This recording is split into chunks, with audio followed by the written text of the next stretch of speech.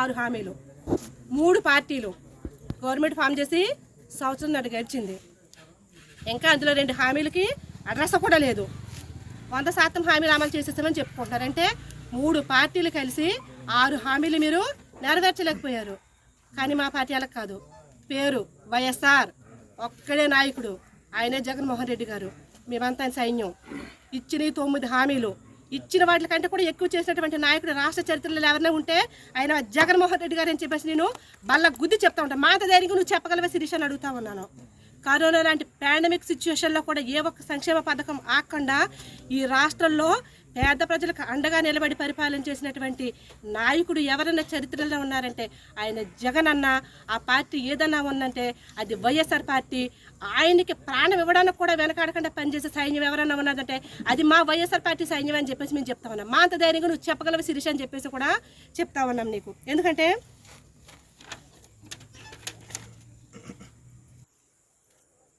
ఈరోజు కరోనా సమయంలో కూడా ప్రతి 6 నెలలకు ఒకసారి ఎంతమంది లబ్ధిదారులు ఉంటే అంతమందికి కూడా 6 నెలలకు ఒకసారి కొత్త పెన్షన్లు రిలీజ్ చేసేవాళ్ళం.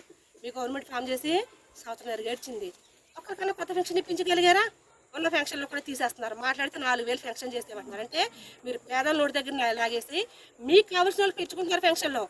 ఈరోజు మానవతా దృక్పథంతో జిల్లాకి 200 పెన్షన్లు ఇచ్చేశారంట. మరి జిల్లాకి 200 పెన్షన్లు ఇస్తే గ్రామాల్లోకి ఎన్ని పెన్షన్లు పోవాలి శిరీష? ఇది ఫెయిల్యూర్ ప్రభుత్వం. దీన్ని పట్టుకొని నువ్వు గొప్ప ప్రభుత్వం, కూటమి ప్రభుత్వం, మా దేవుడు అంటున్నావు. నీకు దేవుడే, ఎందుకంటే నీకు మేలు చేశాడు కాబట్టి నువ్వు గతంలో కంటే చక్కగా సంపాదించుకొని అన్ని పోగేసుకుంటున్నావు కాబట్టి నీకు మంచి ప్రభుత్వం అయితే వచ్చు. కానీ ప్రజలకైతే కూటమి ప్రభుత్వం మంచి ప్రభుత్వం కాదు అని చెప్పేసి నేను ఈ మీడియా ద్వారా నేను నీకు మరొకసారి చెప్తా ఉన్నాను. అంతేకాకుండా గిరిజన ప్రాంతాల్లో నువ్వు తిరిగితే కదా నీకు తెలిసేది. గిరిజన ప్రాంతాల్లో ఎటువంటి పరిస్థితులు ఉంటాయో తెలుసా?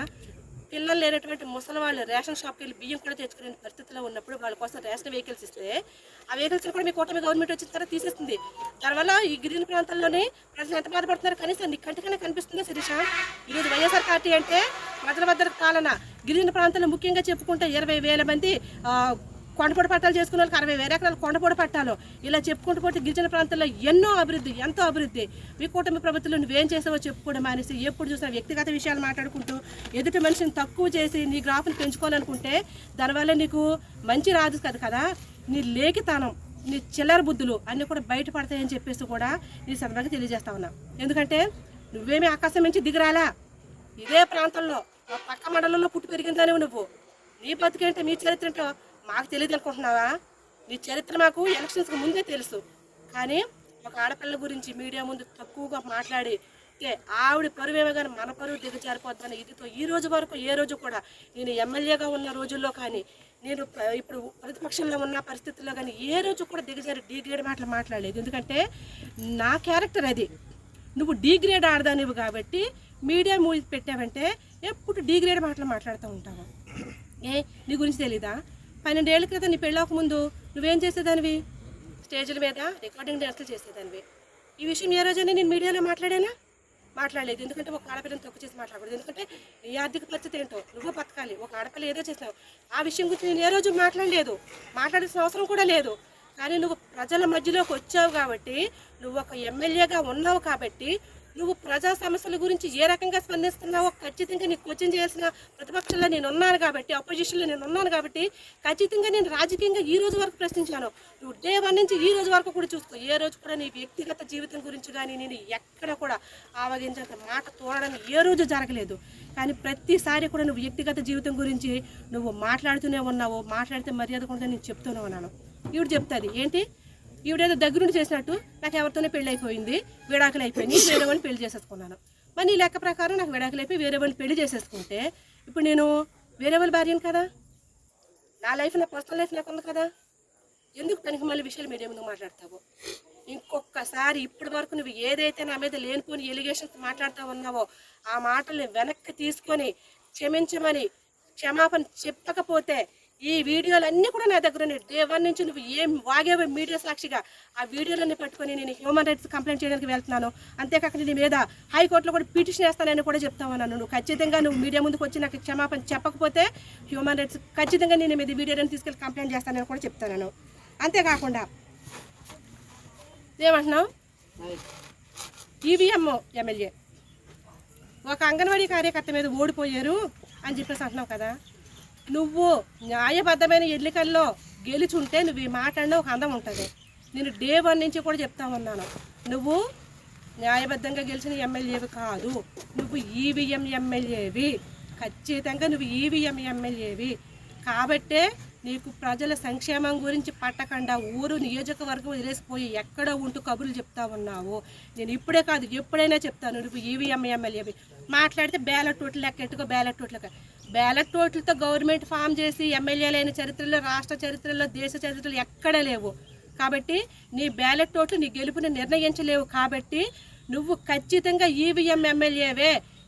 నువ్వు కాదు అంటే చూడు, రాబోయే స్థానిక ఎన్నికలు ఏవైతే ఉన్నాయో బ్యాలెట్ పేపర్ మీద జరిగే ఎన్నికలు చూసి అప్పుడు నువ్వేంటి అనేది అప్పుడు మాట్లాడి శిరీష అని కూడా నేను చెప్తా ఉన్నాను. మళ్ళీ చెప్తా ఉన్నాను, నువ్వు ఈవీఎం ఎమ్మెల్యేవి. నువ్వెంత గొంతు చించుకొని కాదు అన్నా, నేనే కాదు రాష్ట్రం మొత్తం ప్రపంచం మొత్తం మాట్లాడుతుంది, నువ్వు ఈవీఎం ఎమ్మెల్యేవి. మీ గవర్నమెంట్ ఈవీఎం కూటమి గవర్నమెంట్ అని చెప్పేసి కూడా ఖచ్చితంగా రాష్ట్రం మొత్తం మీరు ప్రతిదానికి అడ్డంగా నోరేసుకొని పడిపోతారు కదా. మరి ఈవీఎం గవర్నమెంట్ అంటే కూటమిలో నుంచి ఎవరు ఎందుకు మాట్లాడట్లేదు? ఇది ఒక్కటి సరిపోతే మీరు ఈవీఎంలు అని చెప్పడానికి. నేను మళ్ళీ చెప్తున్నాను శిరీష, నువ్వు ఖచ్చితంగా ఏదైతే వ్యక్తిగతంగా విమర్శలు చేస్తా ఉన్నావో, నా వ్యక్తిగతంగా చేసినట్టు విమర్శలకి నువ్వు క్షమాపణ చెప్పకపోతే, నీ మాటలు నువ్వు వెనక్కి తీసుకోపోతే ఖచ్చితంగా హ్యూమన్ రైట్స్కి వెళ్తాము. నేను ఖచ్చితంగా చెప్తా ఉన్నాను. ఈ విషయంలోనైతే మాత్రం ఖచ్చితంగా కోర్టు కూడా వెళ్తాము. నువ్వు ఈరోజు చెప్తా ఉన్నావు, కనీసం డమ్మీ అంటున్నావు కదా, ఎవరు డమ్మీ ఇప్పుడు చెప్పు. కనీసం నీ అవసరాలు కూడా నువ్వు ఒక ఆఫీసర్కి ఫోన్ చేసి మాట్లాడుకోలేవు. నీ ప్రోటోకాల్ గురించి కూడా నువ్వు ఫోన్ చేసి మాట్లాడుకోలేవు. ఎవడో మాట్లాడాలి, ప్రోటోకాల్ లేనాడు ఎవడో ఫోన్లు చేసేసి అధికారులు బెదిరించేస్తాడు. ఒక ఉద్యోగం ట్రాన్స్ఫర్ చేయాలంటే ఎవడో మాట్లాడాలి, ఒక ప్రమోషన్ వేయాలంటే, ఒక ఉద్యోగం వేయాలంటే ఎవడో మాట్లాడాలి. ఎవరాలు కనీసం నీ ఫోన్ కూడా నువ్వు చేసుకొని మాట్లాడలేని నువ్వు దద్దామవే. నియోజకవర్గ చరిత్రలో ఒక చేతకాని దద్దామవి, ఒక చేతకాని ఎమ్మెల్యేవి. డమ్మీ అన్న పదం నేనన్నది కాదు, మీ ప్రభుత్వం ఏర్పడిన ఒక 3 నెలల కాలంలోనే మీ టీవీ ఛానల్ అయినటువంటి ఏబిఎన్ ఛానలే చెప్పింది నువ్వు డమ్మీ ఎమ్మెల్యేవని. ఆ డమ్మీ అన్న పదం నీకు సూట్ అయినంతగా ఇంకెవరికి సూట్ కాదు. కాబట్టి ఇక్కడ ఈ రంపచోడవరం నియోజకవర్గంలో డమ్మీ ఎమ్మెల్యే ఎవరన్నా ఉన్నారంటే ఖచ్చితంగా నువ్వే అని కూడా గుర్తుపెట్టుకోవాలని నేను ఈ మీడియా ద్వారా నీకు మరొకసారి చెప్పుకుంటూ, ఈసారి మీడియా ముందుకు వచ్చేటప్పుడు ఒళ్ళు నోరు అదుపులో పెట్టుకొని రాకపోతే, మీడియా ముందుకు వచ్చి ఒళ్ళు దగ్గర పెట్టుకొని మాట్లాడకపోతే చెప్పు తీసుకొని పళ్ళు రాలగొడతానని కూడా చెప్తా ఉన్నాను. ఎందుకంటే ఈవిడ కార్యకర్తలు ఆపుతుందంట, లేకపోతే ఇంటికి వెళ్ళి కొడతారంట. ముందు నీ కార్యకర్తలు నిన్ను కొట్టకుండా చూసుకో. ఇంట్లో రోజు పొట్టు కింద కొట్టించుకుంటున్నావు కదా, ఇంట్లో తన్నులు తినడం తగ్గించుకో, అప్పుడు మిగతా విషయాలు మాట్లాడుకుంది. కానీ ఖచ్చితంగా ఇంకొకసారి కానీ ఇష్టం వచ్చినట్లుగా లేనిపోని అబద్ధాలు, నువ్వు చేయనివన్నీ చేశానని, లేనివన్నీ ఉన్నాయని ఎదబ నోరేసుకొని గ్రామసింహం అంటే తెలుసు కదా, గ్రామసింహంలాగా నోరేసుకొని వేసావంటే నాలుగు మడతేసి కుట్టేస్తానని కూడా చెప్తున్నాను. కబడ్దారి శిరీష.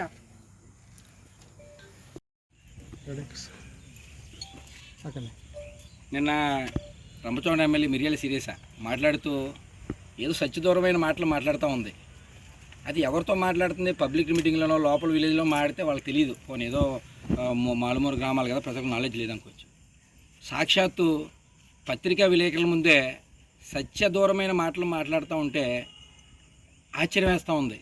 ఎందుకంటే ఈ రాష్ట్రంలో కానీ దేశంలో కానీ అణువు ఏం జరుగుతుందో ఎప్పటికప్పుడు మీకు అప్డేట్ ఉంటుంది. ఏం జరుగుతుందో మీకు తెలుస్తుంది. అది మీ దగ్గర కూడా అబద్ధం చెప్తే ఎలాగా? పోలవరం గురించి అసెంబ్లీలో మాట్లాడారట ఈవిడ గారు, డబ్బులు పడిపోయినాయంట. ఏమండి, అసెంబ్లీలో మాట్లాడితే పోలవరం డబ్బులు పడతాయా? మాట్లాడడం వరకు ఓకే, అసెంబ్లీలో సమస్యలు లేవనెత్తడం ఫైన్, డబ్బులు పడతాయా? అది 2014 నుంచి 2019 వరకు తెలుగుదేశం ప్రభుత్వం గవర్నమెంట్ ఉంది. ఒక్క రీహాబిటేషన్ రీసెటిల్మెంట్ ఒక్కరు కూడా చేయలే. 19 నుంచి 24 వరకు ఈ పోలవరం ముంపు బాధితులు ఉన్న వాళ్ళకి సుమారుగా 5,500 పీడిఎఫ్లు, 5,500 కుటుంబాలకి వాళ్ళందరికీ కూడా రీహాబిటేషన్ రీసెటిల్మెంట్ చేసిన ప్రభుత్వం వైఎస్ఆర్ కాంగ్రెస్ పార్టీ ప్రభుత్వం.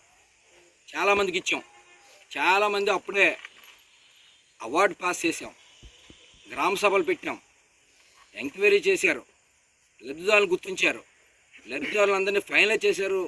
వాళ్ళందరికీ చాలామందికి డబ్బులు పడ్డాయి. ఇంకా కొంతమంది ప్రాసెస్ అంతా కూడా లాస్ట్లో కూడా ఇంకా మిగిలిపోయిన వాళ్ళందరికీ కూడా అందరికీ కూడా బిల్స్ అంతా కూడా అప్లోడ్ చేసి మొత్తం అంతా కూడా ఫండ్స్ రిక్వైర్మెంట్ ఏదైతే ఉందో అది కూడా రాష్ట్ర ప్రభుత్వం నుంచి లాస్ట్ సెషన్స్లో 2019 నుంచి 24 వరకు ఆఖరి శాసనసభ సమావేశాలప్పుడు నేను మా ఎమ్మెల్యే ధనలక్ష్మి గారు, అప్పటి ఎమ్మెల్యే ధనలక్ష్మి గారు, అప్పటి పోలవరం ఎమ్మెల్యే బాలరాజు గారు ముగ్గురు సీఎం గారి దగ్గర పోయి అప్పటి సీఎం గారు జగన్ గారి దగ్గరికి వెళ్ళినప్పుడు మేము చెప్తే మొత్తం డేటా చూపించారు ఆయన.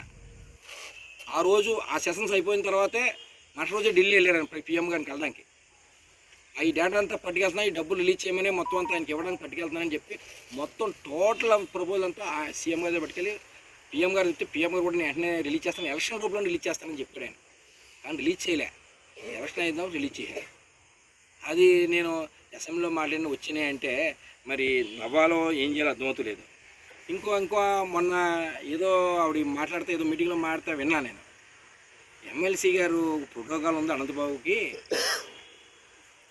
నేను ఎక్కడికైనా కొబ్బరికాయ కొడితే ఆయనకి కూడా కొబ్బరికాయ కొట్టడానికి పిలాలే, అందుకే నేను కొబ్బరికాయ కొట్టడం మానేసినప్పుడు అంటుంది.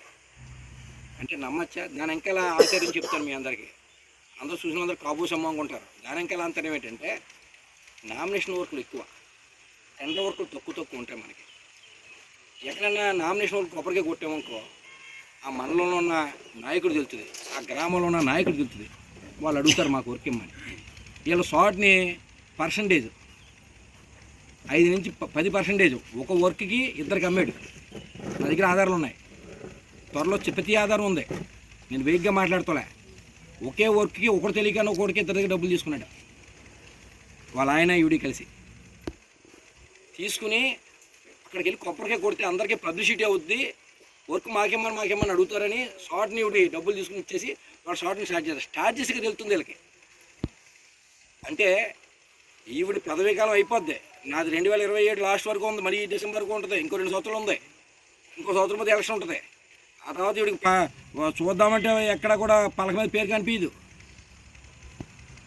ఆమె అక్కడ ఆమె స్వార్థం చూసుకుని కొబ్బరికాయలు కొట్టడం మానేసి ఈవేళ ఈ వంక పెట్టిందంటే ఏమనుకోవాలి? సరే పోనీ ఆవిడన్న మాటకే రావచ్చు, నేను ఉన్నందుకని రానంది కదా. మొన్న మా ఎంపీ మా ఎంపీ గారు నిధులు ఉన్నాయి, మా నిధులు మనకి ఇన్పుట్ రావాలి, పబ్లిక్ ఉపయోగపడాలి, ఏం ఖర్చు పెట్టాలని మా ఎంపీ గారు అడిగితే నేను చెప్పా ఏమేనంటే చాలామంది కొంతమంది వీధి లైట్లు వేపిస్తారు, కొంతమంది రోడ్లు వేపిస్తారు, కొంతమంది రైళ్ళు వేపిస్తారు, కొంత బోర్లు వేపిస్తారు, రకరకాలు చేయొచ్చు ఎంపీ నిధుల్లో. నేను ఏం చెప్పానంటే మన ఏజెన్సీలో ఎక్కడ హాస్పిటల్ మా ఎంపీ గారు కూడా డాక్టర్, ఆమెకు కూడా ఇంట్రెస్ట్, వైద్యం మీద బాగా ఇంట్రెస్ట్. ఆమెకి అంబులెన్స్ కొంటే బాగుంటుందమ్మో ఆమె కూడా నాతో అంటే నేను వెంటనే అన్నాను చాలా బాగుంటుంది, మాకు మాత్రం 2 అంబులెన్స్ కావాలి, 2 ఏరియాల హాస్పిటల్ ఉన్నాయి, రంపచోడవరం చింతూరు, 2 దిక్కులా లేవు అంబులెన్స్ ఇవ్వండి అని అడిగా. వెంటనే ఆమె ఇక్కడితో పాటు అక్కడ పార్టీలో ఆమె పార్లమెంట్ నియోజకవర్గంలో అంబులెన్స్లు అన్నీ కొని ఎంపీ నిధులతో కొని పంపించి అవి ఆమె అక్కడ అన్నాటికి కలిపి అక్కడ పాడేరులో జెండా ఊపారు, మమ్మల్ని అందరూ రమ్మన్నారు ఇక్కడికి. మేము అక్కడికి వెళ్ళలేక ఇక్కడ పంపించండి, ఆల్రెడీ అక్కడ ఆల్రెడీ స్టార్ట్ చేశారు. ఇక్కడ కూడా మీరు కూడా ఒకసారి స్టార్ట్ చేయాలంటే మేము మా ఎంపీపీ మా జడ్పీ మేము అందరం వెళ్ళి ఒకసారి వెళ్ళి దాన్ని కట్ చేసాం. మరి నేను ఉన్నప్పుడు రానంది కదా, ఇప్పుడు వస్తానందుకు ఎందుకు? అది కూడా వీడియో తీస్తూ అధికారులను భయపెట్టినట్టు వీడియో తీస్తూ ఆ వీడియో పోస్ట్ చేయడం. ఏమంటే అధికారులని రకరకాల మాట్లాడతాం, అది కూడా వీడియో తీసి పెట్టాలా అంటే ఆమె తత్వం ఏంటో చెప్పడానికి నేను చెప్తా ఉన్నాను. అంతేకాకుండా చింతూరు ఏరియా హాస్పిటల్లో 100 పడకలు చేశానంటుంది, జీవో చూపించమనండి. ఎందుకు అబద్ధాలు ఆడుతుంది? అది 30 పడకల ఆసుపత్రి. అది మేము అధికారంలో వచ్చినప్పుడు స్టాఫ్ లేరు, ఏ మంచాలు లేవు, ఏమీ లేవు. అక్కడ ధనలక్ష్మి గారు ఎమ్మెల్యే అయ్యేటప్పటికి అక్కడ మేము నెగ్గిన కొత్తలో కాళ్ళు వ్యాపులతో చింతూరు కాలు వ్యాపులు వస్తే యుద్ధ ప్రాతిపదిక మీద జగన్ గారి దృష్టి తీసుకెళ్తే మెడికల్ ఎమర్జెన్సీ ప్రకటించాను. మంత్రుల్ని మొత్తం ఆల్ ఓవర్ స్టేట్లో ఉన్న మెడికల్ స్టాఫ్ని అంతని కూడా చింతూరులో పెట్టి 4 రోజులు మకా ఉన్నారండి. 4 రోజులు మకా ఉండి అంటే ఎందుకు చెప్తా ఉన్నానంటే సమస్య రావడం సహజం, సమస్యను అధిగమించి మళ్ళీ అది పునరావృతం కాకుండా చర్యలు చేపట్టాలి. ఆ రకంగా చర్యలు చేపట్టాం మేము. ఆ రోజు అనుక్షణం మేము మానిటరింగ్ చేస్తూ ఇటు డైరెక్ట్ సీఎంఓకి చెప్తూ ఇటు ఎప్పటికప్పుడు మెడికల్ వైద్య శాఖ అధికారులు చెప్పుకుంటూ లోకల్ పిఓ గారి కలెక్టర్ గారికి చెప్తూ ఇప్పుడు వరకు వచ్చి ఆ రోజు మేము తీసుకున్న చర్యలకి ఈ రోజు వరకు కాలు వైపులు రాలే. అక్కడ ఆ రోజు వెంటనే సీఎం గారు చెప్పాం వెంటనే చింతూరు హాస్పిటల్లో ఆ రోజు కాలు వ్యాపులు వచ్చిన ఆ చింతూరు హాస్పిటల్ పరిధిలో ఉన్న గ్రామాలన్నింటిలో అందరికీ టెస్టులు చేయాలి. వాళ్ళకి ఏదైతే తక్కువ ఉందో అవి రికవరీ అయ్యేలాగా వాళ్ళకి మందులు ఇవ్వాలి అని చెప్తే మొత్తం నెల రోజులు 2 నెలలు ఉండిపోయి మొత్తం మెడికల్ అంతా వచ్చి మొత్తం గ్రామాలను తిరిగి టెస్టులు చేశారండి అందరికీ. ఎవరికి ఏ లోపం ఉంటే, కొంతమంది రక్తహీనత ఉంది, కొంతమందికి డి విటమిన్ దొక్కుంది, కొంతమంది సి విటమిన్ దొక్కుంది, ఎవరికి ఏం దొక్కుంటే ఆ ట్యాబ్లెట్స్ ఇచ్చి నెల రోజులు కూడా వాళ్ళు మెడికేషన్ చేశారు. వాళ్ళందరికీ గ్రామాలు చేసి వాళ్ళందరికీ మళ్ళీ నష్టపరిహారం ఇచ్చి మళ్ళీ హాస్పిటల్లో అన్ని టెస్టులు కూడా ఏర్పాటు చేసాం. అప్పుడు దాకా టెస్టులు ఏమీ లేవు అక్కడ హాస్పిటల్ కట్టారంతే ఏమీ లేవు. అన్ని టెస్టులు పెట్టాం, టెక్నీషియన్ పెట్టాం. అలాగే వెంటనే బేబీ యుద్ధ ప్రాతిపదిక మీద ఈరోజు వెళ్ళిపోయి చూడండి చింతూరు హాస్పిటల్ ఎలాగుందో. ఆ రోజు మేము తీసుకున్న నిర్ణయాలు మేము అమలు చేసిన పరిస్థితుల వల్ల ఈవేళ చింతూరు హాస్పిటల్లోనే చాలామంది ఈవేళ భద్రాచలం పోవాల్సిన అవసరం లే. వాటికి ఈవేళ ఆ రోజు 30 పడకలుగా ఇవన్నీ ఏర్పాటు చేస్తూ 50 పడకలుగా చేయమన్నాం. వెంటనే 50 పడకలుగా చేస్తూ అప్గ్రేడ్ చేస్తూ జీవో ఇచ్చాం. వెంటనే అమలు చేసాం. వెంటనే ఇమీడియట్గా ఇవన్నీ దానికి సంబంధించిన అన్నీ కూడా అప్గ్రేడ్ చేయడం కాదు, ఆ అప్గ్రేడ్ సంబంధించిన స్పెషాలిటీస్ ఏమొస్తాయి అన్నీ కూడా హాస్పిటల్లో ఏర్పాటు చేయించాలి. అవి కూడా ఇమీడియట్గా యుద్ధ ప్రాతిపదికగా చేయించాం.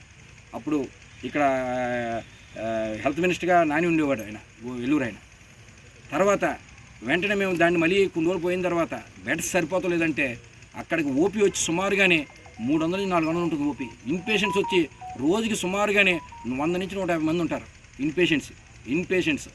ఇంటే మంది అక్కడ అప్పటికి 100 పడకలు గది అయినా సరే మేము అన్అఫీషియల్గా ఇంకో 100 పడకలు వేయించాం. 100 పడకలు వేయించి 100 పడకలు అప్గ్రేడ్ చేయమని మళ్ళీ ప్రపోజల్ పెట్టాం సీఎం గారికి. సీఎం గారు ప్రపోజల్ పెట్టి చాలాసార్లు తిరిగి మనం మొత్తం సీఎం గారు ఓకే చేశారు. మెడికల్ శాఖ వాళ్ళు కూడా దాన్ని ఆమోదిస్తూ ఫైల్ రన్ చేశారు. ఎలక్షన్ ముందే అది అవ్వాలి, కానీ అవ్వలే. ఆ ఎలక్షన్ వల్ల మొత్తం మీద అది పెండింగ్ ఆడది. మళ్ళీ ఇప్పుడు ఇంకా ఫైల్ నడుస్తూ ఉంది, ఇంకా అవ్వలే 100 పడకలు గది. మరి 100 పడకలు గది నేను చేశానంటే మరి ఏమనుకోవాలి? ఇవన్నీ నేను చెప్పి అన్ని మాటలు కాదు, ఇవన్నీ పేపర్ మీద ఉంటాయి. పేపర్ మీద చూపిస్తాం కావాలితే. ఎప్పుడు పడకలు 100 పడకలు 50 పడకలు అయింది, 100 పడకలు అయిందో జీవో చూపించమనండి ఆమెకి. అటువంటి పరిస్థితులు ఆమె చూస్తూ ఉన్నాం. అలాగే జీవో నెంబర్ 3 ఆల్రెడీ ఎమ్మెల్యే గారు మాట్లాడినట్టున్నారు. జీవో నెంబర్ 3 మీద చాలా కన్స్ట్రక్టివ్గా సుమారుగా గంట సేపు చర్చ జరిగింది ఆ రోజు జగన్మోహన్ రెడ్డి గారు ముఖ్యమంత్రిగా ఉన్న కాలంలో. దాని మీద వెంటనే ధనలక్ష్మి గారు అప్పటికి ఎస్సీ కమిటీలో అడ్వైజరీ కమిటీలో ఉన్నారు మెంబర్ కింద. ఆమె తీర్మానం చేశారు. దాన్ని సుప్రీంకోర్టులో రివ్యూ పిటిషన్ వేశారు. మీ కాపీ కూడా ఇచ్చి ఉంటారు. ధనలక్ష్మి గారు రివ్యూ పిటిషన్ వేయలేదంటుంది. అంటే ఇవన్నీ పేపర్ మీద నేను పేపర్ ఉన్నాయి చెప్తున్నాను, లేని చెప్పడం లేదు.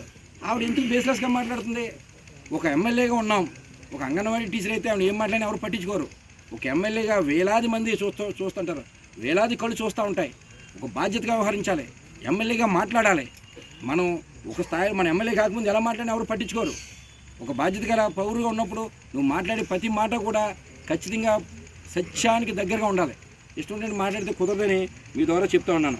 అలాగే గండిపోసమ్మ, అది కూడా ఎమ్మెల్యే గారు చెప్పే ఉంటారు. అది ఆ రోజు నేనే జగన్ గారిని పొట్టెట్టి గండిపోసమ్మ గుడి మొలగకూడదని పెడితే మా ఫ్రెండ్ ఒక ఆయన నాకు చెప్తే, कारण మహారాష్ట్రలో ఎక్కడో గుడి ఉంది ఇలాగే ఇలా కట్టారని చెప్తే అప్పుడు మన ఎమ్మెల్యే గారు చెప్తే మన ఎమ్మెల్యే గారు వీళ్ళందరూ టీం అంతా కలిసి అక్కడికి వెళ్ళారు. గండిపోసం గుడి చూడడానికి ఫొటోస్ కూడా చూపించుంటారు. చూసి అక్కడికి వెళ్ళి మొత్తం టీం అంతా వెళ్ళి ఆ రోజే దాని ప్లాన్ ఆఫ్ యాక్షన్ అంతా రెడీ చేసి డిపిఆర్ రెడీ చేసి ఎస్టిమేట్ అంతా వేసి మొత్తం సుమారుగానే ఆ రోజు యుద్ధ ప్రాతిపదిక మీద 3 కోట్ల రూపాయలు శాంక్షన్ చేయించాం రిటర్నింగ్ వాళ్ళకి కట్టడానికి.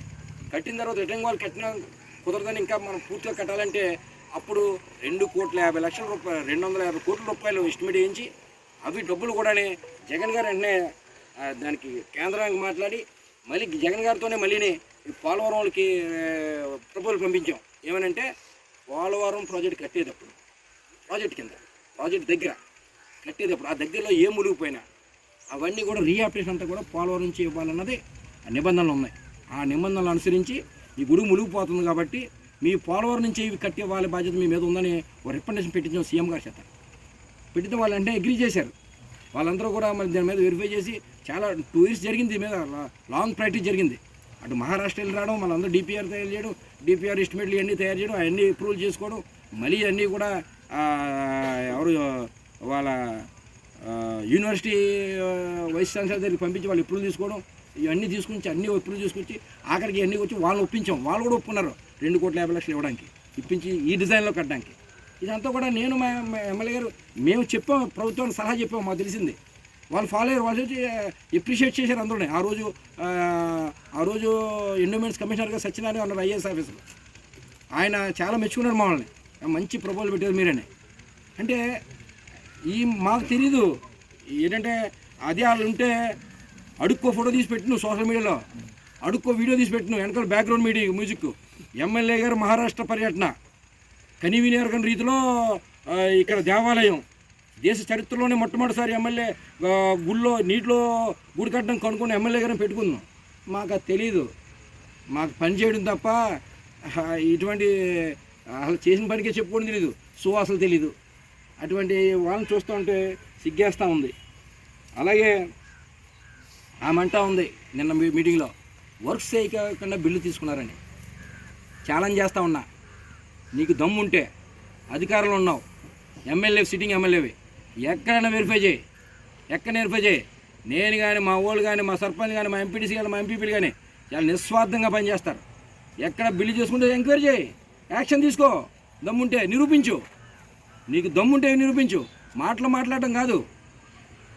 నేను చెప్తా ఉన్నా, మీరు ఎవరైతే ఇప్పుడు అధికారం ఉన్నప్పుడు నిబంధనలకు విరుద్ధంగా చేస్తే ఖచ్చితంగా మాకు అధికారం వచ్చినప్పుడు మాత్రం నిన్ను వదలం, నీకు సహకరించిన అధికారులను వదలం. నిబంధనలు వ్యతిరేకంగా చేస్తే, నిబంధనలు అనుగుణంగా చేస్తే మేమేం చేయలేం. నిబంధనలు వ్యతిరేకంగా చేస్తే ఎవరిని వదలం, ఖచ్చితంగా రీకాల్ చేస్తాం. మొత్తం డబ్బంతా రెవెన్యూ యాక్ట్ ప్రకారం రికవరీ పెడతాం. అందులో నో వే వాళ్ళలాగా మేమేం మాటలు చెప్పం. అలాగే ఇంకో ఆమె చెప్తూ ఉంటుంది గంజాయి అని మాట్లాడితే నా మీద మైకి దొరికినప్పుడల్లా అనంతబాబు గురించి మాట్లాడటమే. ఆమె ఎమ్మెల్యే అయిన తర్వాత ఎన్ని ప్రెస్ మీట్లు మాట్లాడినా, ఎన్ని మీటింగ్లు మాట్లాడినా నా పేరు ఎత్తుంది ఆవిడకి మాట రాదమ్మో. మరి నాకు అర్థం కాదు, నా పేరు ఎత్తే ఆవిడకి ఇలా తృప్తి ఉండదమ్మో. నా పేరు ఎత్తి మాట్లాడి ప్రతి మీటింగ్లో కూడా గంజాయి అంటది, లేకపోతే ఇంకోటి అంటది. గంజాయి అంటే ఏదో ఊకలారిలో అండి, అలా ఆయన చేసేవాడు గంజాయి వ్యాపారం. ఆవిడకే తెలియాలి ఎలా పట్టుకెళ్తే బాగుంటుందో, నాకు తెలియదు. మరి ఇప్పుడు ఆవిడ కొత్తగా వింటున్నాను, అలా కూడా పట్టుకెళ్తారని అంటే వాళ్ళ ఆయనకి బాగా తిట్ట దాంట్లో ఆవిడ తెలిసి ఉంటుంది, ఎలా పట్టుకెళ్తున్నాడో తెలిసి ఉంటుంది కదా. దాని మీద అనుభవమే చెప్పిందిలేండి, తప్పులేదు. నేను కూడా ఇప్పుడు కూడా చెప్తున్నాను, నీకు ఓకే దాన్ని కూడా నేను స్వీకరిస్తా ఉన్నా. నీకు దమ్ముంటే ఎప్పుడన్నా ఎక్కడన్నా ఏదైనా ఉంటే నీ ఇష్టం కావాలతో చేసుకో, అధికారం పార్టీలో ఉన్నావు నువ్వు, చేసి చర్యలు చేపట్టు. అంతే తప్ప నిరాధారమైన సత్యానికి అసత్యమైన సత్యదూరమైన మాటలు మాట్లాడకు. అనంతబాబుని తిడితేనో, అనంతబాబు మీద వ్యక్తిగతంగా మాట్లాడితేనో నీకు ఓట్లు వేయలేదు జనం. నువ్వు ఈ ప్రాంతాన్ని అభివృద్ధి చేస్తావు, ఓట్లు వేశారు. ఇంకో ఆమె అంటది, సరే ఆమె అన్నా నేను మొన్న ఏమన్నానంటే, నువ్వు వార్డు మెంబర్ తక్కువ, సర్పంచ్కి ఎక్కువ, వార్డు మెంబర్కి ఎక్కువ, సర్పంచ్ తక్కువ అన్న. ఆమె ఏమందంటే కరెక్టే, దాని తక్కువే, బట్ ఆ సర్పంచ్ తక్కువ అన్న ఓడి మీద ఓడిపోయాడు అతను అలా నాయకుడు అంటా ఉంది. నిన్ను చూసి ఓట్లు వేయలేదమ్మా, నువ్వు ఎక్కడో ఉన్నావు, నువ్వు భ్రమల్లోంచి బయటికి రా. నిన్ను చూసి ఓట్లు వేయలే, నీ ముఖం పేరు కూడా ఇయ్యాలటం కూడా తెలియదు. చాలా గ్రామాల్లో పోయి అడుగు నేను ఎవరని, నువ్వెవరు అని అడుగుతారు. నిన్ను చూసి ఓట్లు వేయలే, మీ పార్టీని చూసి ఓట్లు వేశారు.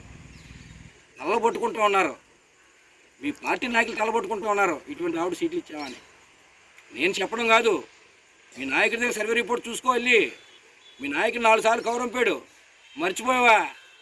వీళ్ళందరికీ తెలియకపోవచ్చు, నాకు తెలుసు. అవి నువ్వు కాదని మాట్లాడవచ్చు, ఓకే ఒప్పుకోవచ్చు. నువ్వు నీ మంత్రాత్మే చేసుకుని ప్రశ్నించుకో.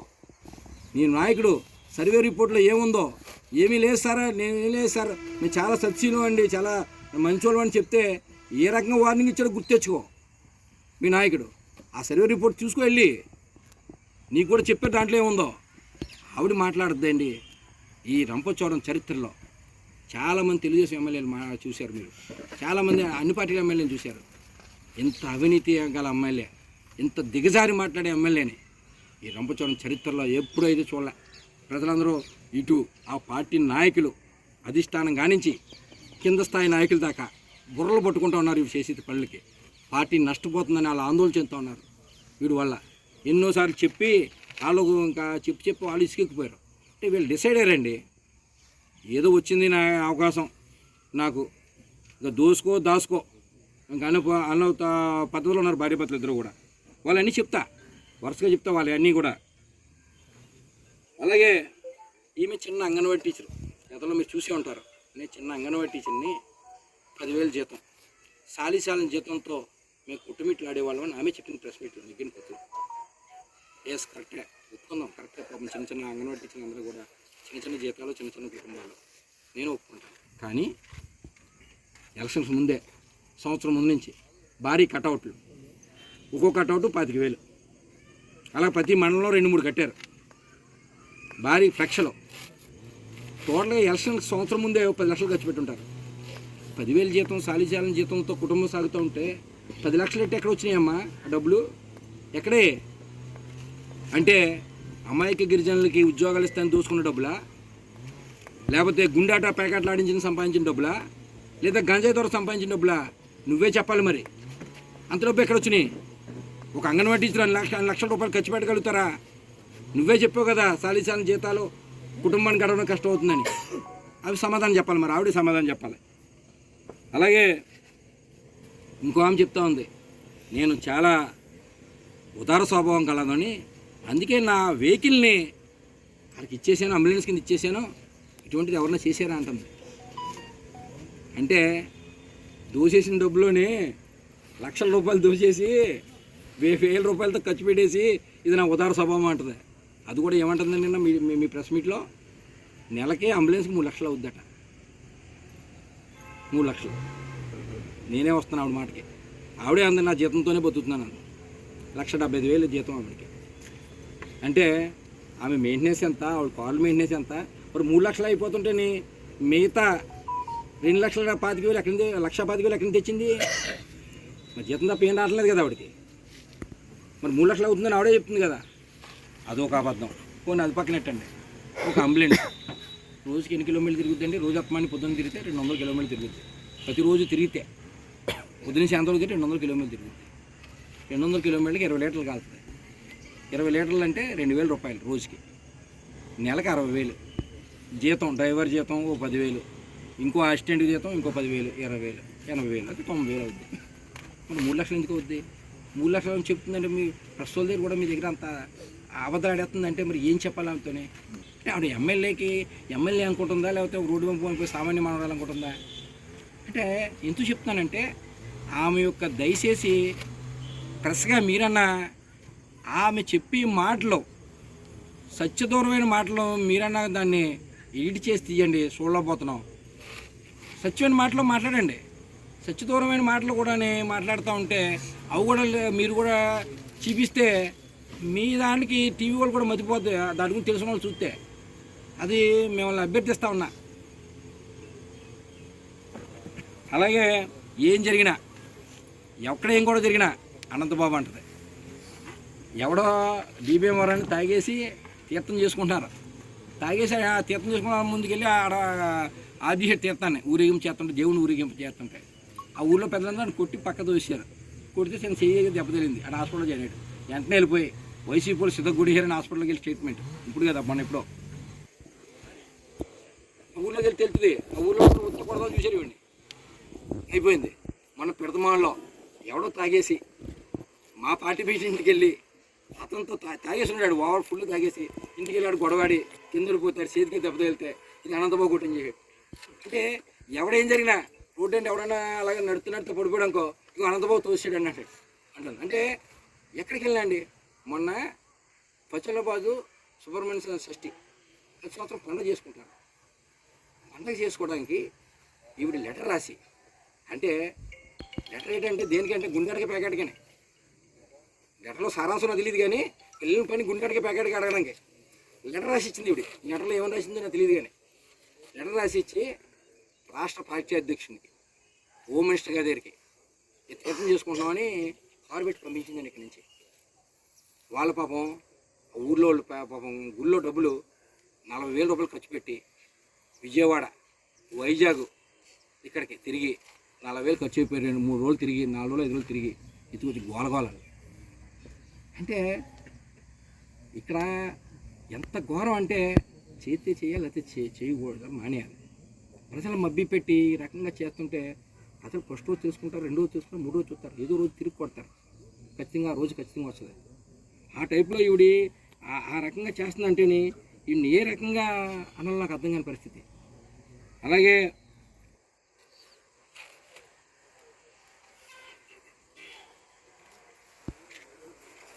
ఆవిడ వార్డు మెంబర్కి ఎక్కువ సహకారం తక్కువ అంటే నేను వార్డు మెంబర్ ఎక్కువ ఉంటుంది కదా, దానికి మరీ చెప్తున్నాను. అలా ఆయన పోయిన సర్పంచ్ ఎన్నికల్లో తుక్కు కింద ఓడిపోయాడు. మా పార్టీ సర్పంచ్ పెడితే సర్పంచ్ నెగ్గలే. సర్పంచ్ మొన్న ఎలక్షన్లో ఇదే రోజుల్లో పోయిన 5 సంవత్సరాల క్రితం సర్పంచ్గా పోటీ చేయడాలి ఆయన. మేము ఒక సామాన్య మా అతన్నే మేము పెట్టాం సర్పంచ్ కింద, అతని దగ్గర తుక్కు కింద ఓడిపోయాడు ఇతను. మరి ఈవేళ నేను ఎమ్మెల్యే కింద నెగ్గేసానంటే మరి తెలుసుకో, నువ్వు సర్పంచ్ కింద కూడా నెగ్గలేకపోయావు, నిన్ను చూసి ఓట్లేసారు పార్టీ న్యూస్లో, ఇప్పుడు కానీ తెలుసుకో నువ్వు అని మీ ద్వారా ఆవిడకి హితో పలుకుతూ ఉన్నాను. అలాగే నిరుపేద ఎమ్మెల్యేని అంటది, జీతమే డబ్బులు అంటది.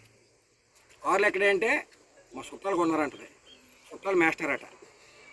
మాస్టర్ వాళ్ళు పాపం వాళ్ళ ఎమ్మెల్యే వాళ్ళే కట్టుకోలేరు, ఈవిడికి కారు ఇచ్చారట అండి. నమ్మచ్చా అది? ఆలోచన చేయండి. చేతి నిండా ఇంత లావు గాజులు, పొట్టుసీర, పెద్ద పెద్ద కాస్ట్లీ ఫస్ట్ ఇయర్లో కాస్ట్లీ కార్లు 3 కార్లు ఇంట్లో. అంటే ఇవన్నీ వేసుకోకూడదని అంటలే, నేను పేద ఎమ్మెల్యేని అంది కాబట్టి నేను అంటా ఉన్నాను. నువ్వు పేద ఎమ్మెల్యేని జీతంతోనే బతుకుతున్నాను అంది. జీతంతోనే బతికితే ఈ డబ్బులన్నీ ఎక్కడ వచ్చినాయి?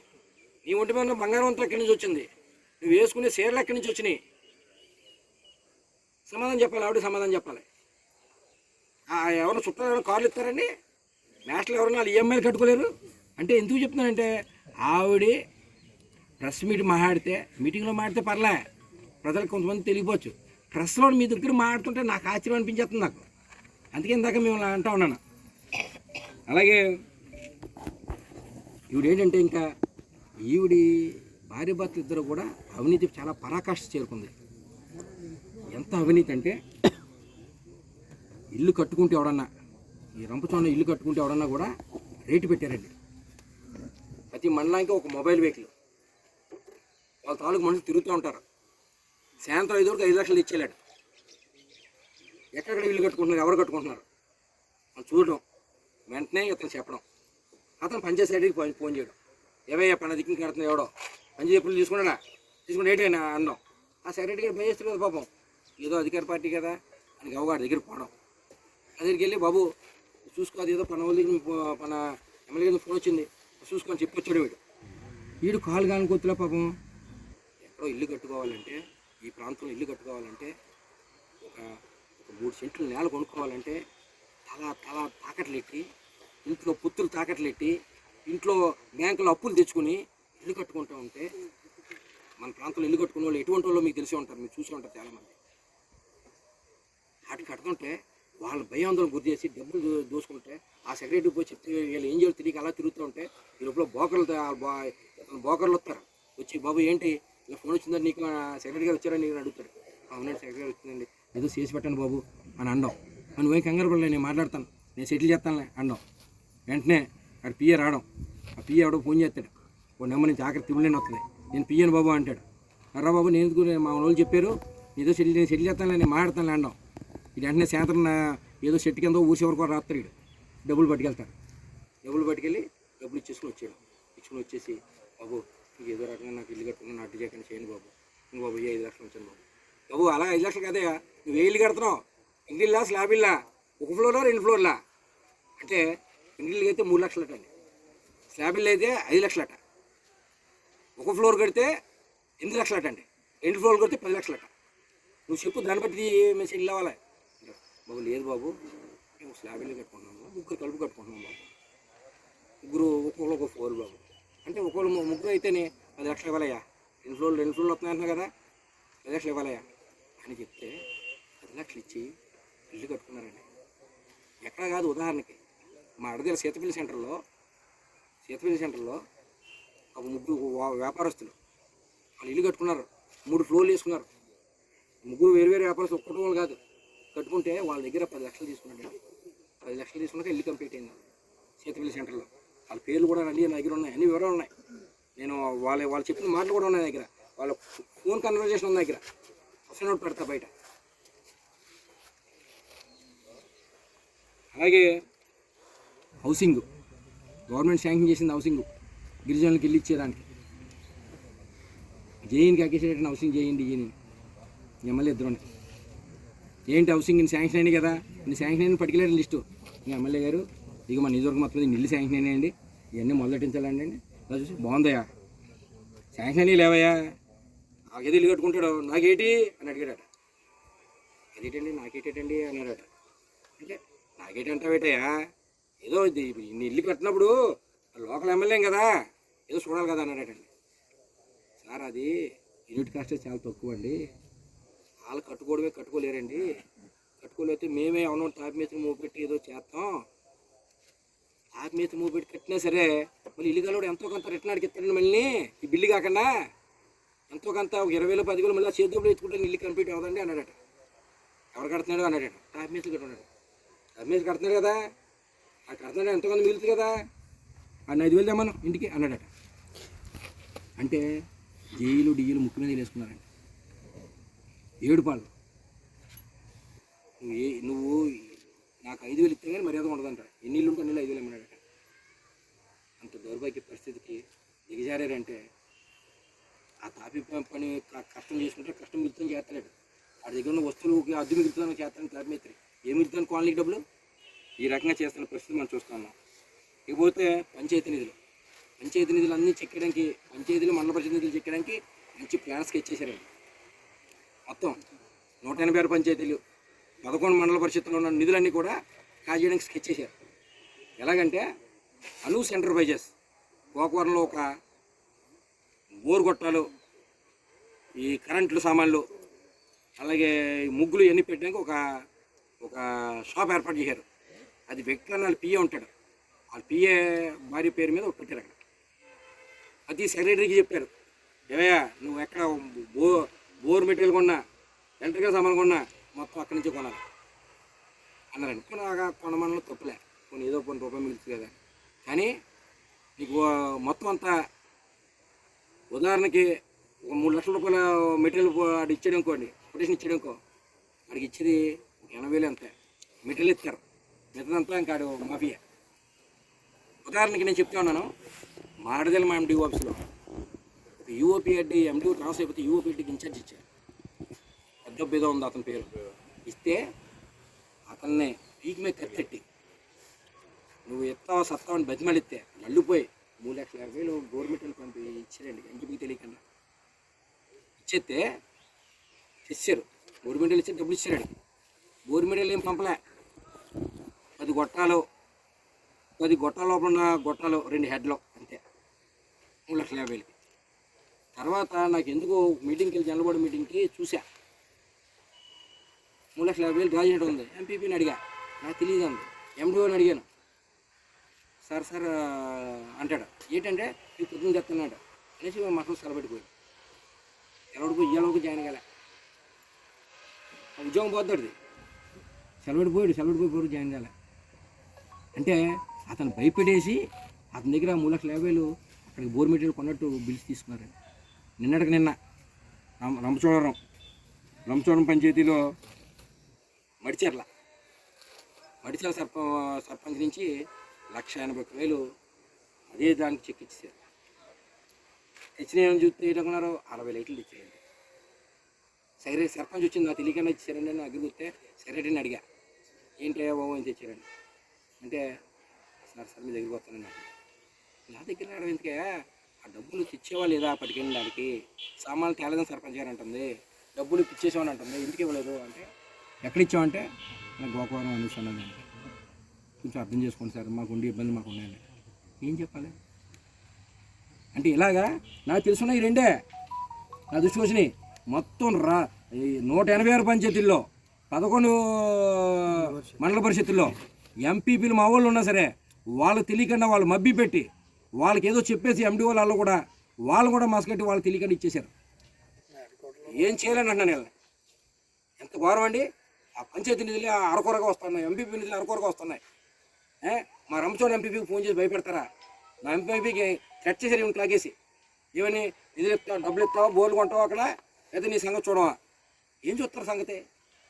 అయితే నువ్వు ఎలాగో నిధులు ఖర్చు పెడతావు చూస్తాం, నీ వర్క్లు ఎలా చేస్తావు చూస్తావని అని ఇదే ఎంపీపీకి 100 సార్లు ఫోన్ చేసి భయపెట్టడం వాళ్ళు పిఏ కూడా ఎవడం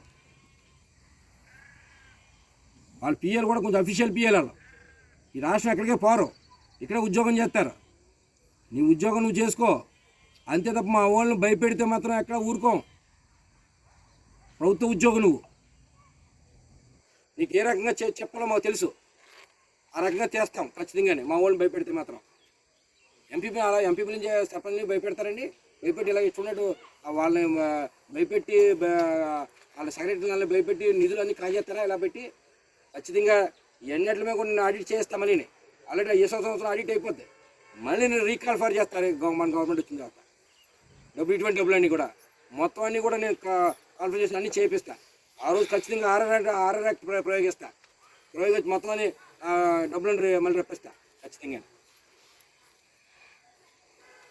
అలాగే బ్రాందీ షాపులు అండి బ్రాందీ షాపులు ఒక్కో బ్రాందీ షాప్కి సంవత్సరానికి 8 లక్షలు అండి సంవత్సరంగా 8 లక్షలకి వ్యాపారం చేసుకోవాలి.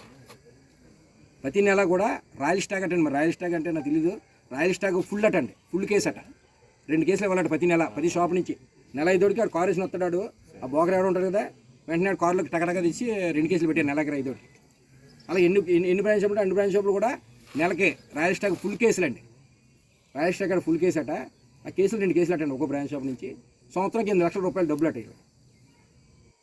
ఇవన్నీ వాళ్ళు చెప్పారు దగ్గర ఉన్న ఆధారాలు కాదనమని నేను నిరూపిస్తా ఇచ్చోడు చెప్పాడు నాతోనే. అలాగే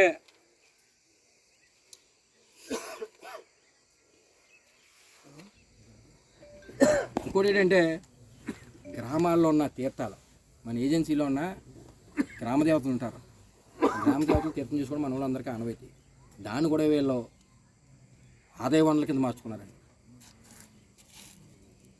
గ్రామ దేవతలు ఎక్కడైనా తీర్థం జరిగితే సహజంగా వస్తారు ఒక ఎమ్మెల్యే దగ్గరకు ఒక ఎంపీపీ దగ్గరకు జడ్పీసీ దగ్గరకు సభ వచ్చి అయ్యా మా ఊళ్ళో పండగ చేసుకుంటున్నామండి సంద అయినా సాయం చేయండి అయ్యా లేకపోతే అన్నదానం పెట్టుకుంటున్నామండి సహజంగా అడుగుతారు ప్రజాప్రతినిధులు అడుగుతారు మేము ఎవరు సాయం చేసినా అది చెప్తాం సార్ ప్రోగ్రామ్ అయినా పెట్టండి లేకపోతే ఏదో సినిమా వేసుకుంటామండి అదే మ్యూజిక్ ఆర్కెస్ట్రా పెట్టుకుంటాం డబ్బులు ఇవ్వండి అంటారు నేను ఏమంటాడు చెప్పనా వస్తే అంతా నేను చూసుకుంటాను నువ్వు వెళ్ళిపో తీర్థం చేయి చాలు నీకు మొత్తం అక్కడ ఏమైతే అంతా నేను చూసుకుంటానంటాడు. వెంటనే మా అమ్మాయి గిరిజనులు పాపం చాలా ఆనందపడతారు అమ్మని అమ్మాయి మొత్తం అంత పండుగ అంతా ఏం చేస్తున్నారు మనం ఏదో ఒక ఐటెం అడుగుదాం అనుకున్నాం మొత్తం అంతా చేద్దాం అనుకున్నారని వీళ్ళందరూ ఆనందోత్సవాలతో ఎంతో తబ్దిపులు అయిపోయి గ్రామాంతా వచ్చేస్తారండి. టైగర్ ఏం చేస్తారు తర్వాత వెంటనే గోకవరం వెంటనే అక్కడ జగంపేట పక్కన ఏంటది ఎవరది కాటరాలపల్లి వెంటనే ఫోన్ తిరుగు మోలుతాయి సార్ నువ్వు చెప్తారు వెంటనే బాబు అన్న ఊళ్ళో తీర్థం జరుగుతుంది నువ్వు 3 రోజులు పెట్టుకో నేను పోలీసులతో వాళ్ళతో చెప్తాను నాకు 20 లక్షలు ఇచ్చాయి నువ్వేం చేస్తావు పడు నీ ఇష్టం అన్నవాడిని అలా కాదండి అంత కాదండి ఓ 15 లక్షలు తీసుకున్నాడే కుదరదయా ఓ ఎంతో 20 అన్నాం 18 సెటిల్ చేసుకోవడం ఇంకో 1 లక్ష ఇవ్వయా 18 ఇచ్చి ఇంకో 1 లక్ష ఎందుకంటే ఊళ్ళో సందెత్తున్నాడు కదా ఇవ్వాలి ఇచ్చి వెళ్ళిపోవడం వీళ్ళు 1 లక్ష వచ్చిందని ఆనందపడుతున్నారు. అదే గ్రామంలో వాళ్ళు గుంజాటాడి ఆ గ్రామంలో తీర్థం 3 రోజులు కూడా ఆ గ్రామంలో అందరి జేబులో డబ్బులు లాగేశారు. 20 లక్షలు ఎక్కడి నుంచి లాగుతారు ఆ గ్రామంలో ఆటకు వచ్చిన తీర్థం వచ్చిన ప్రతి ఒక్కరి జేబులో ఖాళీ అంటే ఆ గ్రామంలో 20 లక్షల రూపాయలు వాళ్ళు డబ్బులు దొబ్బేసి ఈ ఎమ్మెల్యే గారి ద్వారా డబ్బులు దొబ్బెట్టాడికి దాంట్లో 1 లక్ష రూపాయలు మళ్ళీ వాళ్ళకి ఇచ్చి చేసుకోవడం అంటే అమ్మాయికి గిరిజనులు ఏం చేయాలి చెప్పండి. అటువంటి తీర్థాలను కూడా ఆదాయ వనరులుగా మార్చుకున్న ఎమ్మెల్యే ఎవరన్నా ఉన్నారంటే మిరియాల శ్రీనివాస దంపతులండి. తీర్థాలను కూడానే అటువంటి దౌర్భాగ్య పరిస్థితులు అతను అంటారు మైకెట్టుకుని తీర్థంలో నిలబడి మీకు ఏ గ్రామంలో కావాలితే చెప్పండి అక్కడ మీకు రికార్డింగ్ నేను పెట్టుంటాను అని మీరు అందరూ చూసే ఉంటారు వీడియోలు కూడా. అంటే ఎంత బరిదిగించున్నాడండి రికార్డింగ్లు పెట్టడం పబ్లిక్ డేస్ మీద చెప్తాడా ఇవన్నీ మాట్లాడితే నన్ను వ్యక్తిగతంగా మాట్లాడడం మొదలెడతారు వాళ్ళు. అలాగే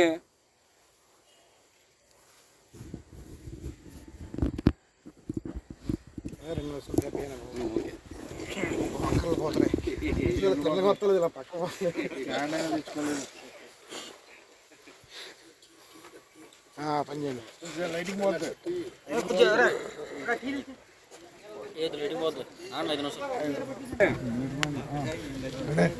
నెక్స్ట్ ఓకేనా? ఓకేనా. అడదగల్లో రంగుదాల్ క్వారీ. అసలు రంగుదాల్ క్వారీలో ఎక్కడ కూడా గడిచిన 5 సంవత్సరాల్లో కూడా ఎక్కడ కూడా చాలా స్ట్రిక్ట్గా చేసాం. యథేచ్ఛగా రాతులు తవ్విస్తాడట. ఇతనే ఎమ్మెల్యే భర్త. యథేచ్ఛగా రంగుదాల్ క్వారీలో యథేచ్ఛగా జరుగుతున్నాయో లేదో మీకు తెలుసు. ఆ జరుగుతున్న వెనకాల బ్యాకింగ్ ఎవరున్నారో కూడా మీకు తెలుసు. నేను చెప్పిన అవసరం లే. నేనేదో చెప్తే ఏదో పార్టీ కదా ఏదో విమర్శించినట్టు ఉంటుంది. మీరే అది సత్యమో కాదో తెలుసుకొని సత్యమైతే జరుగుతున్నాయని మీరు ఏమైనా ఈగలితే పేపర్లో వేయండి, పేపర్లోనో టీవీలోనో యథేచ్ఛగా జరుగుతున్నాయని వేయండి. వెనకాల అధికార పార్టీ వాళ్ళు ఉన్నారు వేయండి ఈగలితే. అలాగే సిఏ గారు ఇక్కడ పోస్టింగ్ రావాలంటే 15 లక్షలండి. ఎస్ఐ గారు ఇక్కడ జాయిన్ అవ్వాలంటే 8 లక్షల రూపాయలు పోస్టింగ్కి. లెటర్ ఇవ్వాలంటే ఈ అమ్మగారు లెటర్ ఇవ్వాలంటే సిఏకి 15 లక్షలు, ఎస్ఐకి 8 లక్షలు రేట్లు పెట్టేశారు. పాపం తెలియక కొంతమంది ట్రైబుల్ సీఏలు పాపం మన ఏరియాలో తెలిసిన పాపం ఇక్కడ ఆదాయ వనరులు ఏముంటాయో ఎక్కడో పాపం అటుగా విజయవాడ చేసిన వాళ్ళు వెళ్తారు. డబ్బులు ఇచ్చేసి చూసారు. చూస్తే ఇక్కడికి వస్తే ఏముంటుంది ఇంచుమించిన పొద్దున్న వేసేకి కంచి తగులు, భారీ బట్టల తగులు, లేదా సారా కేసులు ఉన్నాయి. ఈ 15 లక్షలు ఎప్పుడు సంపాదిస్తాడో మళ్ళీ 2 సంవత్సరాలు మళ్ళీ ఎక్స్టెండ్ చేయాలంటే ఇంకో 15. 2 సంవత్సరాలకి ఏంటి ఇది పోస్టింగ్ 15. 2 సంవత్సరాలకి ఆటోమేటిక్గా సీఎల్ మారుతుంటారు సహజంగా. ఏజెన్సీ ఏరియా కాబట్టి మారుతుంటారు. జనరల్గానే మన ఏజెన్సీ దొరికి సీఎల్ని ఎస్ఏలని కొత్తగా ఉద్యోగస్తులను వేస్తుంటారండి. యంగ్గా ఉన్న వాళ్ళని వేస్తూ ఉంటారు. కొత్తగా ప్రమోషన్ వచ్చేవాళ్ళని వేస్తూ ఉంటారు. పాపం వాళ్ళు కొత్త వాతావరణం, కొత్తగా పెళ్ళైన వాళ్ళు, కొత్తగా ఉద్యోగం వచ్చిన వాళ్ళు ఇంత డబ్బులు ఇచ్చి వాళ్ళు ఎక్కడి నుంచి తెచ్చుకుంటారండి? అలో పొలోమంట ఏళ్ళలేక నవ్వలేక బాధపడుతూ ఉన్నారు పోలీసులు. ఎంత ఇబ్బంది పడుతున్నారు వాళ్ళకి. కళ్ళంట నీళ్ళు రావటం లేదు. అంత దౌర్భాగ్యమైన పరిస్థితులు. మళ్ళీ ఇట్లా అంటాడటండి సిఏ గారు ఫోన్ చేసి, సిఏ గారు వారానికి 2 బోర్డులు వేసుకోండి, మీరు ఏం తీసుకున్నారో తీసుకోండి. సర్కిల్ పరిధిలోట వారానికి 2 బోర్డులు వేయాలటండి గుంటట్లో. మీరు ఏం తీసుకున్నారో తీసుకోండి, మిగతా మేము చూసుకుంటాం అన్నాడట. అంటే ఏ స్థాయికి ఎక్కడ పోతున్నారో ఒకసారి ఆలోచన చేయడానికి అడుగుతున్నాను. అలాగే ప్రభుత్వ హాస్పిటల్ శానిటేషన్ ఇస్తాం. అది గవర్నమెంట్, ఏ గవర్నమెంట్ అయినా థర్డ్ పార్టీకి ఇస్తుంది. ఆ థర్డ్ పార్టీ వాళ్ళు ఏం చేస్తారంటే వాళ్ళు నచ్చిన వాళ్ళు ఎవరినో అపాయింట్ చేస్తూ ఉంటారు, లేదా ఎమ్మెల్యే ఎవరిని రికమెండ్ చేస్తుంటే ఆ పేర్లను వాళ్ళు తీసుకుని వాళ్ళు ఇస్తారు. జీతం అంతా కూడా థర్డ్ పార్టీకి ఇస్తుంది. గవర్నమెంట్ థర్డ్ పార్టీకి ఇచ్చేస్తుంది. థర్డ్ పార్టీ వాళ్ళు జీతం ఇవ్వడం, రిక్రూట్మెంట్ అంతా కూడా థర్డ్ పార్టీ చేస్తుంది. హాస్పిటల్లో శానిటేషన్ కావాల్సింది. ఒక్కో పోస్ట్కి 1,00,000 రూపాయలు అడుగుతున్నారట. 1,00,000 రూపాయలు ఇస్తావు సత్తావు అని అడుగుతున్నారట. ఆ సూపరింటెండెంట్కి ఫోన్ చేసి నువ్వు ఏం చేస్తావో తెలియదు, నాకు 1,00,000 రూపాయలు ఇప్పించి నేను పోస్ట్ పంపిస్తాను, పేరు పంపిస్తాను. అమ్మ మా చేతిలో లేదమ్మా, థర్డ్ పార్టీకి ఇచ్చేసారు, మేం కాదండి చేసేది అని చెప్తే ఏమో తెలీదు. థర్డ్ పార్టీ గీడి పార్టీ మాకు తెలియదు. నువ్వు డబ్బులు ఇవ్వాల్సిందే, నేను పేర్లు ఇస్తాను, వాళ్ళు ఇవ్వాల్సిందే, పాతలను తీసేయవలసిందే. పాతలు ఇప్పటి నుంచో పని చేస్తారా, మా వాళ్ళని తీరు పెట్టి బాగోదంటే తీసేయవలసిందే. వాళ్ళు ఉండాలంటే 1,00,000 ఇమ్మనండి. అంటే శానిటేషన్లో వాళ్ళు బాత్రూమ్ కరుగుతారండి. హీనమైన పాపం. బాత్రూమ్ కరిగిన వాళ్ళ దగ్గర కూడా డబ్బులు 1,00,000 రూపాయలు ఇమ్మన్నారంటే వాళ్ళకి నెలకు 10,000 ఇస్తారు. 10,000, 15,000 ఇస్తారు. ఇవన్నీ మళ్ళీ కట్ అయిపోగా 10,000తో చేతికి వస్తుంది. 1,00,000 రూపాయలు ఇమ్మన్నారంటే మరి ఏమనుకోవాలని అడుగుతున్నాను.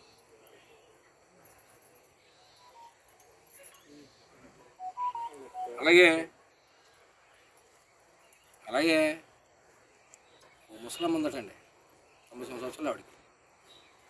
వాళ్ళన్నీ పడుకొని మంచం మీద పడుకుంటుంది. తిండి అన్నీ మంచం మీదే. పిల్లలు వచ్చి అల్లరి చేస్తున్నారట. అల్లరి చేస్తుంటే ఆ ముసలమ్మ అందటండి, ఒరే నేను లెగితే నీ కాలు ఎరగొట్టేస్తాను రా అందట. అన్న రకం ఉంది ఈ ఎమ్మెల్యే సిరీస్ మాటలు. ఆ ముసలం లేచేది లేదు, ఆ కుర్రోళ్ళు కాలు ఎరగొట్టేది లేదు. ఈవిడ పెద్ద పెద్ద మాటలు మాట్లాడుతుంది. కబర్దార్కి ఇబద్దార్ అంటది. కబద్దార్కి ఇబద్దార్ అంటే నీ కబద్దార్కి ఇబద్దార్కి తాటా చెప్పులు ఎవడో భయపడేవాడు లేడు. నువ్వు ఎవరో చెప్పుకో వెళ్ళిపోయి, ఎవరో భయపడేవాళ్ళు లేరు. ఒళ్ళు నాలుగడతాం గట్ట అంటుంది. ఎవరు ఊరుకోరు, ఒళ్ళు దగ్గర పెట్టుకుని మాట్లాడు. నీకు దవడ ఉంది, నీకు పళ్ళు ఉన్నాయి, నాకు చేతులు ఉన్నాయి. నువ్వు ఒళ్ళు దగ్గర పెట్టుకుని మాట్లాడితే ఎతరులు ఒళ్ళు దగ్గర మాట్లాడతారు. ఈ తాటా దెబ్బలు ఎవరికి భయపడరు. నీలాంటి వాళ్ళు ఎంతమంది చూసా. అదేదో సినిమాలో చెప్తాడు, ఇంట్లో చెప్పే బయటకు వచ్చామని, మరి ఇంటికి వెళ్ళి ఎప్పుడు వెళ్తామో తెలియదని. అలాగేంది కదా, అవన్నీ మేము డిసైడ్ అయ్యే రాజకీయాల్లోకి వచ్చాం. నువ్వు కొత్తమ్మో రాజకీయాల్లోకి, ఇంచుమించుగా 2001లో రాజకీయాల్లోకి వచ్చా. నీలాంటి వాడిని నువ్వు ఆఫ్టర్ ఆల్ మళ్ళీ నువ్వు ఎమ్మెల్యే పదవి పోతే కనుమరుగైపోతావు. మళ్ళీ ఎక్కడ కనిపించవు. ఇంకో సంవత్సరాలు పోతే నీ పార్టీ వాళ్ళే మేము తిరబడి కొడతారు నిన్ను. ప్రజలైతే గ్రామాలకి తరువు ఈ రోజు వస్తుంది. ఒళ్ళు దగ్గర పెట్టుకుని పద్ధతిగా మాట్లాడు. అందరికీ నోర్లు ఉన్నాయి, అందరికీ ఉన్నాయి. నీ చరిత్ర కూడా నేను ఇప్పాలనుకుంటే ఇప్పుతాను. వ్యక్తిగతంగా మాట్లాడడం విజ్ఞత ఉన్నవాళ్ళం. రాజకీయాల మీద మాట్లాడతాం, రాజకీయ స్టాండ్ మీద మాట్లాడతాం. నేను ఇంచేపు మాట్లాడింది కూడా ప్రతిదీ స్టాండ్ మీద మాట్లాడా. వేక్ ఎలిగేషన్ కాదు. ఏ ఒక్కడన్నా నిరూపించడం సిద్ధంగా ఉన్నాం. అన్నీ పెట్టుకునే మాట్లాడుతూ ఉన్నా. అన్నీ పట్టుకునే దేని దానికి క్లియర్ ఎవిడెన్స్ పెట్టుకునే మాట్లాడుతూ ఉన్నా. వేగ్గా ఎక్కడ మాట్లాడుతోలే. ఒళ్ళు దగ్గర పెట్టుకొని కబర్దారు ఒళ్ళు ఆలగాడుతుంటే ఇక్కడ ఎవరు ఊరుకోరు. పద్ధతిగా మాట్లాడడం నేర్చుకో. నువ్వు కొనసాగి చేస్తే వచ్చేస్తారంటే మా ఇంటికి పిచ్చిదానా. నేను ఎక్కడ అమెరికాలో ఉండి కొనసాగి చేస్తే నువ్వు ఎగిరిపోతావు. ఇటువంటి మాటలు మాట్లాడుకో. ఎవరికి ఉండి వాళ్ళకుంటుంది. ఎవరికి ఉండి కేటాలనుకుంటారో. తక్కువ ఎంతలో మాట్లాడాలో అంతలో ఉండు. ఎక్కువ అద్దె మీరు మాట్లాడే మాత్రం మర్యాదగా ఉండదు. మీరు ఎన్ని భయపెట్టినా, ఎన్ని మాటలు మాట్లాడినా భయపడేది లేదు. ఒక అడుగు కూడా వెనకేసే ప్రసక్తి లేదు. ఆ రకంగానే ఉంటాం. అలాగే నాతో పాటు వైఎస్ఆర్ కాంగ్రెస్ పార్టీ కార్యకర్తలు కానీ, నాయకులు కానీ, ప్రజాప్రతినిధులు కానీ ఆ రకంగానే ఉంటారు. నీలాంటి ప్రలోభాలకి ఎక్కడ లొంగరు. అర్థమైందా?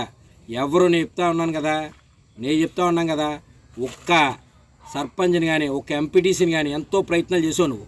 ఇదే రంపచోడలో పెద్ద బూమ్రాగ్ చేసావు. బోలు మంది సర్పంచ్ వచ్చేస్తారు, బోలు మంది జాయిన్ అయిపోతున్నారని ఓ డేట్ కూడా ప్రకటించింది. మీ అందరికి గుర్తుండే ఉంటుంది. అప్పుడు ఎంతమంది వచ్చారో, ఎంతమంది జాయిన్ అయ్యారో మీరు చూశారు. ఈవేళ వైఎస్ఆర్ కాంగ్రెస్ పార్టీ కార్యకర్తలు కానీ, నాయకులు కానీ, కరుడు కట్టిన పార్టీ అభిమానులు, ఏ ప్రజాప్రతినిధి, ఏ నాయకుడు కూడా ఎక్కడ కూడా తల వంచరు.